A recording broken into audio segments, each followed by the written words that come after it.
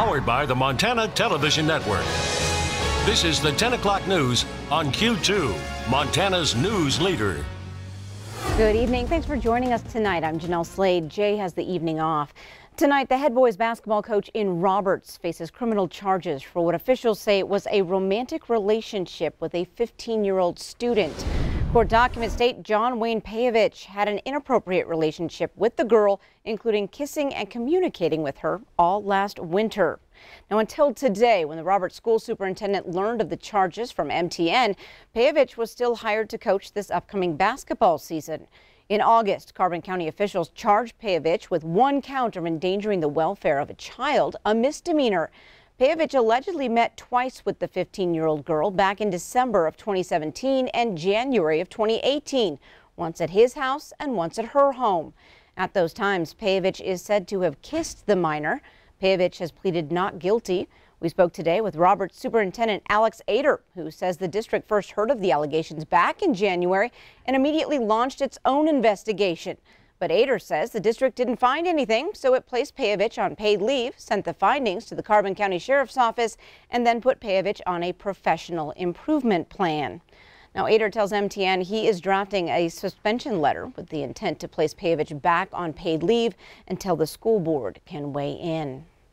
Over in Anaconda, the principal of both the high school and the junior high, Sean Hansen, now also on administrative leave.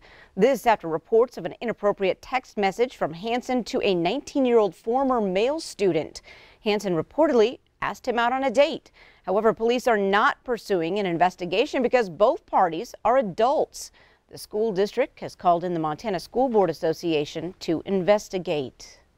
A Billings house fire that sent 6 people to the hospital early Tuesday morning was set intentionally by a child who lived in the home. Tonight, Billings police say the 12-year-old boy set the fire and left the house. A press release states the boy has been taken to youth services where he remains in custody.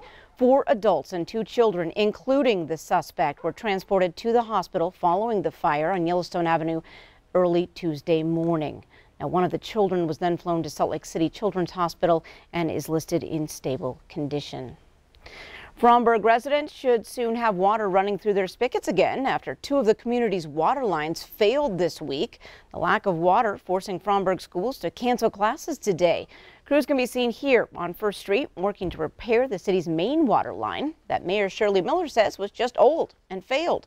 Just 2 streets away, another water line also under repair.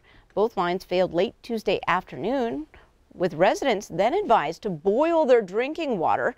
Fromberg resident Orpha Pruitt has been without running water since yesterday and says she just went to the Senior Citizen Center to pass the time until the repairs are complete. I have a little water stored up. In case something happens, you got to have a little water stored up.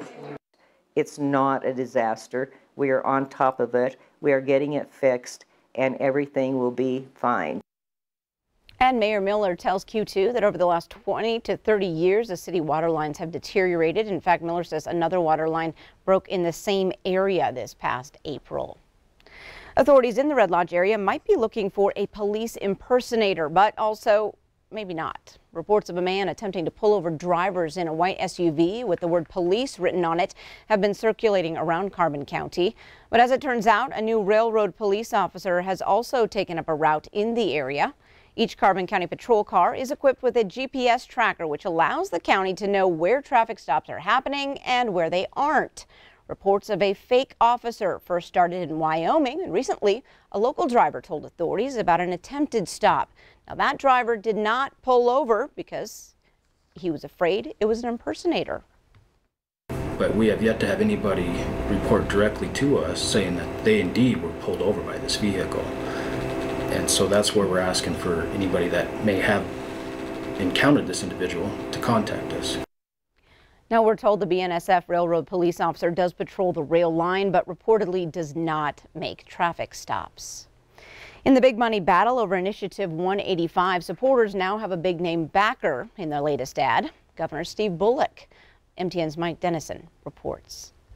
The campaign for I-185 released a new broadcast and digital ad Wednesday featuring the governor. Here's an excerpt. Big tobacco corporations are spending millions of out-of-state dollars, misleading Montanans about efforts to protect our health care. Here's the truth. The I-185 ballot initiative fully funds health care for 100,000 of our fellow Montanans. 185, if approved by voters this November, would increase state tobacco taxes by $2 on a pack of cigarettes and 67% on other tobacco products, raising about $70 million a year. It also makes permanent Montana's Medicaid expansion program, which provides government-funded health coverage to 96,000 low-income Montanans. 185 earmarks $26 million a year of that new tax revenue to pay for the state's share of Medicaid expansion costs. Opponents of 185 say that won't cover the projected $60 million a year costs of the state's share. But supporters, including the governor, say that claim is misleading. They say expanded Medicaid also saves the state about $35 million a year, mostly by financing certain patients with more federal dollars. So 185 does cover the entire cost of the expansion, they say.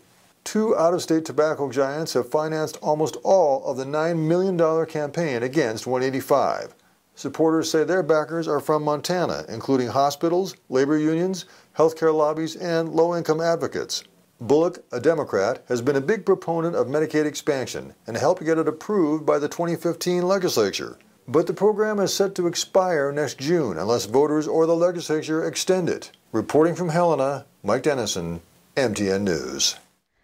Thanks, Mike. Now, the federal government's share of Medicaid expansion costs in Montana projected at more than $500 million a year.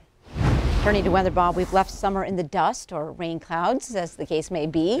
It was an interesting summer in the Q2 Weather Center. Yeah, Connor Pregeser was out there looking at some of the numbers today, and we found some interesting facts. And he said, Bob, you can go ahead and tell them what we found. And so here's what it looked like. Summer of 2018, June 21st to September 22nd. So obviously it hasn't quit yet. We still got till Saturday, but here's what we found so far. Summer officially will end and fall will begin at 7:54 p.m. On Saturday. And so far we've had 90-degree days 19 times. We've had 3 100-degree days, and days of 70 degrees or under. We've had 8 of those, and still counting on that. We'll probably add another 2 or 3 more to those. And also, here's what we also found. Below average daily high temps in June, July, and August. We also had 0.4 inches of precipitation. That was less than our summer rainfall total. And it looks like the Climate Prediction Center says it looks like we'll have a pretty warm fall coming up this year. So we'll see what happens. Anyway, we'll have your local forecast coming up, your little short-term one, in a few more minutes.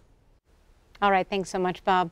An update tonight out of Bozeman after what was described as a misunderstanding over an event menu. Donald Trump Jr. and Kimberly Guilfoyle are set to hold a Matt Rosendale rally at the Gallatin County Fairgrounds instead of a local Bozeman tavern. GOP Senate candidate Matt Rosendale's campaign made that announcement tonight. That rally is at the fairgrounds. It's set for Tuesday, September 25th at 6:30 p.m. New demands from the woman accusing Supreme Court nominee Brett Kavanaugh of sexually assaulting her. She still wants the FBI to investigate her claim before she testifies before Congress. And this evening, she also said she wants other witnesses called. But committee chairman Republican Chuck Grassley has refused to delay Monday's scheduled hearing. He also said no to involving the FBI, saying the Judiciary Committee staff can conduct its own interviews. GOP lawmakers want the position filled by October 1st. When the Supreme Court starts up again.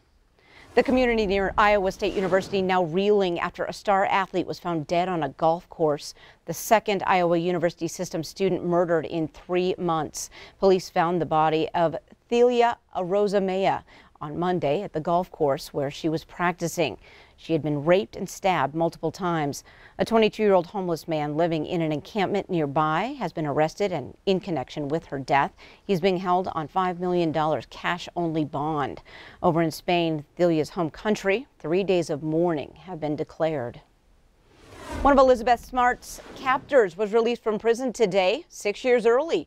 Wanda Burries was released from a Utah prison after her lawyer argued that Burries deserves the chance to return to society. Now, Smart urged against Burries' release, saying she is still a threat to the community. Burries was sentenced to 15 years back in 2010 after pleading guilty to kidnapping and unlawful transport of a minor for the purpose of sexual activity. Her husband, Brian Mitchell, is still serving out a life sentence. The 72-year-old will be on supervised release for 5 years and is required to register as a sex offender. Coming up on tonight's 10 o'clock news, sugar beets. We all can smell the process, but that smell means money for local farmers. Plus, Mark Cuban is donating $10 million to women's causes amid a massive investigation. And in sports, Scott sets up a dynamite girls soccer match tomorrow between the winners of your last 10 state titles, Laurel and Central. You're watching MTN News with Jay Cohn and Janelle Slade. Storm Tracker weather with Bob McGuire. And sports with Scott Green. This is the 10 o'clock news on Q2, Montana's news leader.